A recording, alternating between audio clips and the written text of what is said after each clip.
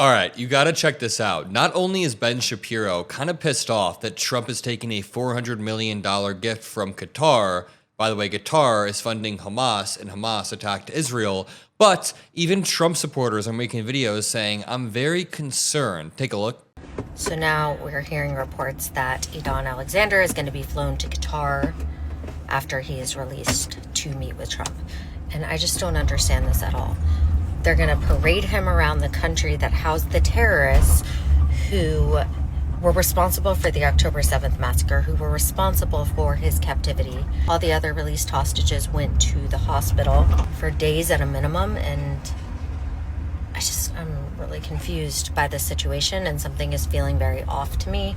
What's off is that Trump has no actual morals, no guiding principles. He's transactional. Just being honest. MAGA influencer realizes that Trump has no morals whatsoever, but it gets better. Ben Shapiro then went on a long tirade about how Trump should not be doing this. I mean, before we even jump into that, look at what Laura Loomer posted. She said, I love President Trump. I would take a bullet for him, but I have to call a spade a spade. We cannot accept a $400 million gift from jihadists in suits. The Qataris fund the same Iranian proxies in Hamas and Hezbollah who have murdered U.S. service members. The same proxies that have worked with Mexican cartels to get jihadists across our border. They also try to influence our colleges in many ways. This is really going to be such a stain on the admin if this is true, says Laura Loomer, who is like a massive Trump loyalist. And I say that as someone who would take a bullet for Trump. You said that twice, Laura Loomer. That's kind of a creepy thing to say.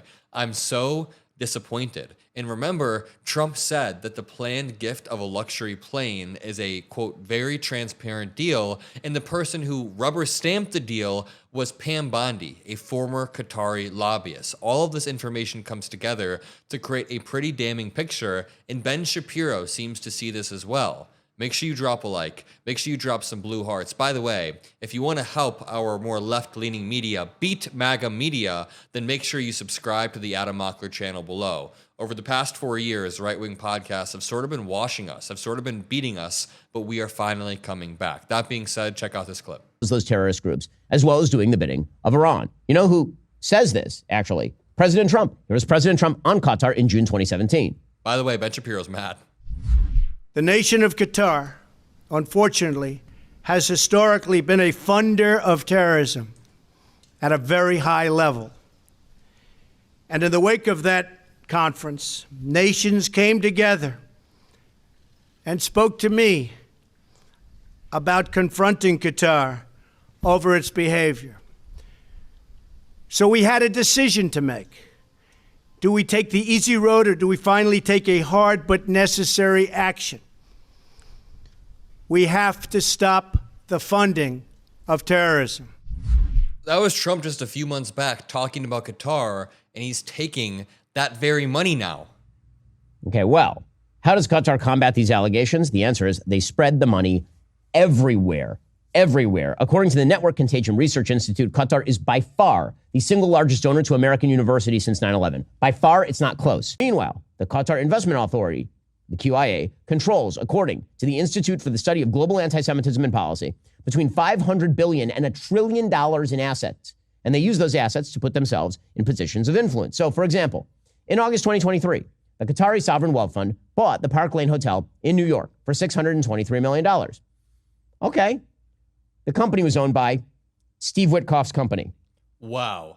That is Ben Shapiro realizing how deeply corrupt the Trump admin is, and that Qatar is trying to leverage that, trying to use the transactional nature of Trump and the people around him to influence not only universities, but the president and his envoys. I mean, Steve Witkoff is a special envoy, and the Qataris bought his property, gave him money.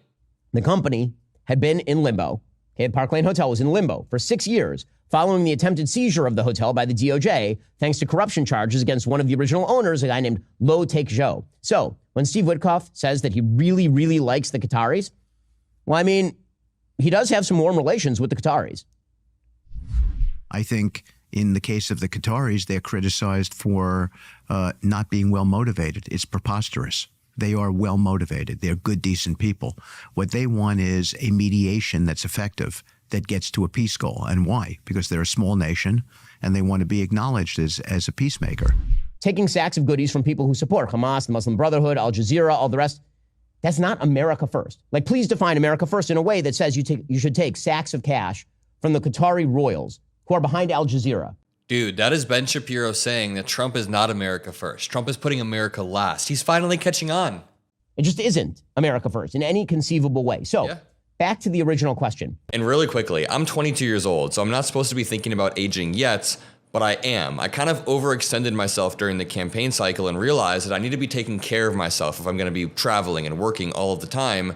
And that's why I started taking Fatty 15. Now, it turns out there is a newly discovered essential fatty called C15. It's called cellular fragility syndrome. It means your cells are aging faster than they should, and it's because your body is likely deficient in C15.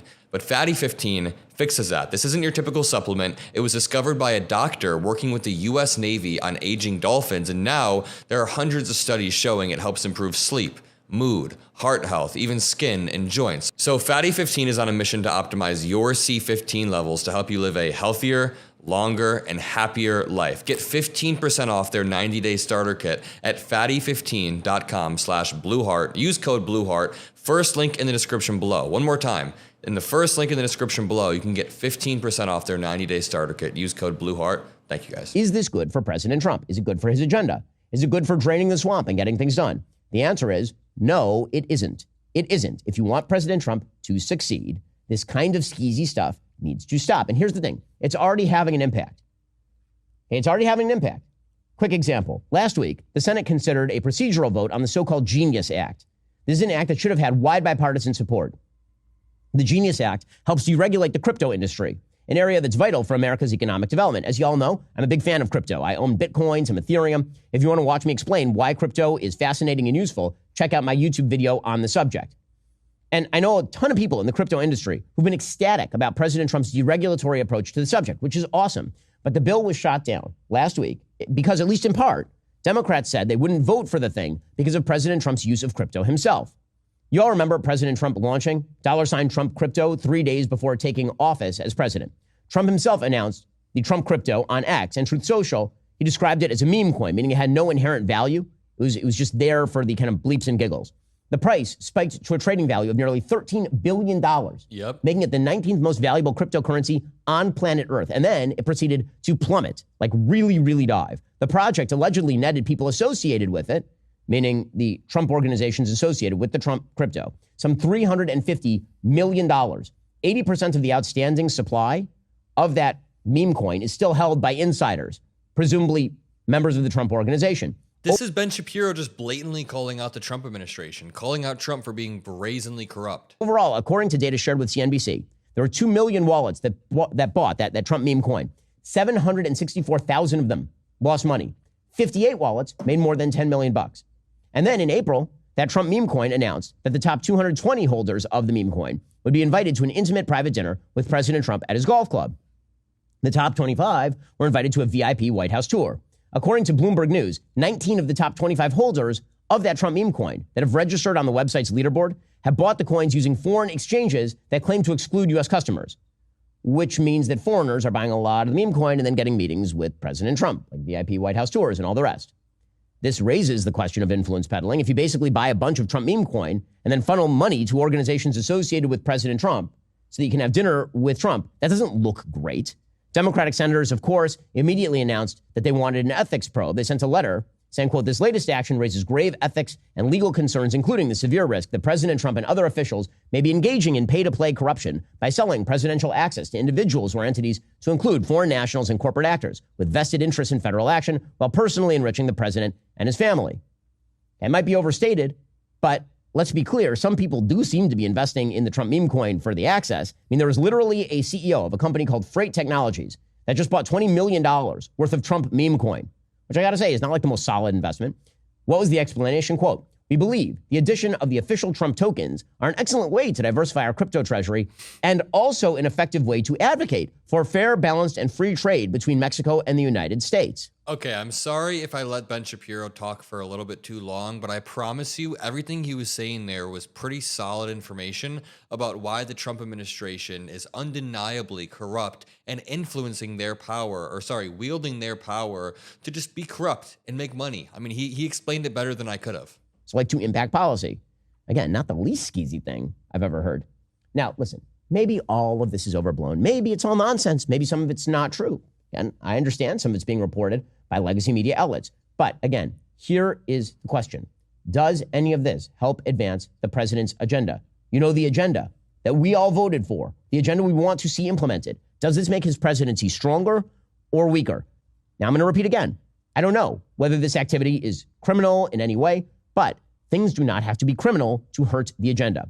If you want President Trump's agenda to succeed, taking jets from Qatar is not the way. Taking real estate deals from Qatar is not the way.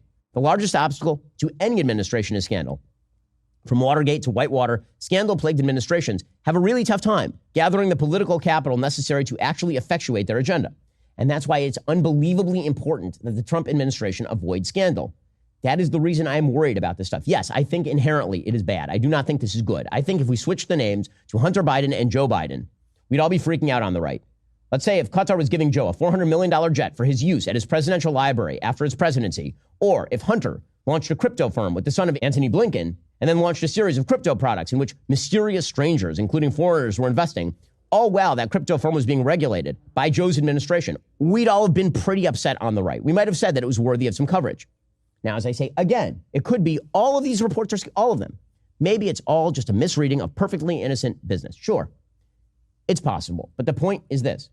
President Trump has enemies all over the place. He has people seeking to take advantage of their proximity to his power. He has media outlets that would love nothing better than to set him up for another impeachment. And I promise you, if these issues begin to dog his administration, Republicans will lose Congress. It's that simple. Republicans are this close to losing Congress anyway. And then whatever President Trump hopes to do, whatever agenda we all voted for, will be DOA. The investigations will never end. There will be more impeachments. All of that will happen. The administration's policy is too important for this sort of activity. President Trump promised to drain the swamp. This is not, in fact, draining the swamp. President Trump was elected based on the American people being sick and tired of the swamp. Boom. That is Ben Shapiro admitting that Trump is becoming the swamp. He is openly seeing it now because Trump just got too brazen with his corruption. When you take bribes from Qatar, that is insane. When you take a flying palace from Qatar, that goes beyond insane. It transcends corruption. That is saying, I'm transactional. That is sending out a beacon to everybody across the planet and saying, if you buy me something, you may get some favors. And the person that rubber stamped it was none other than Pam Bondi. And all of this was off the back of Trump's insane crypto scheme that seems to be getting worse and worse by the day. Now, if you appreciate my videos, if you enjoy what I do, all that I ask is that you drop a like, you subscribe. If you check out this chart right here, I am the youngest person to be in the fastest growing political YouTube channels. It's me, Brian Tyler Cohen, Candace Owens. I'm beating Charlie Kirk. I'm beating Tucker Carlson, but we gotta beat Fox News. If you want to help me, make sure you scroll down, hit subscribe. Love you all. Peace out.